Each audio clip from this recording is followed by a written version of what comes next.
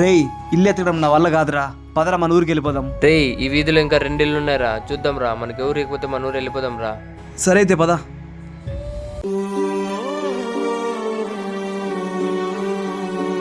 అన్న, అదే ఇల్లు ఖాళీగా ఉందన్నారు కదా, రెంట్కి ఏమైనా ఇస్తారన్నా? బాబు మీరు బ్యాచులర్ ఫ్యామిలీనా? బ్యాచిలరే అన్న. బ్యాచులర్ అయితే ఇవ్వం బాబు, వెళ్ళిపోండి. అన్న బ్యాచులర్ అయితే ఏముందన్నా? ఇవ్వరని చెప్తున్నారు కదా బాబు, వెళ్ళిపోండి ఇక్కడ నుంచి. మీ బ్యాచులర్స్ కి పని పట్టే లేదురా. ఇల్లు ఇచ్చారంటే తాగి తరుణాడి గందరగోళం చేస్తారు. మీకు ఇవ్వాలంటే మాకు మనసు రాదు.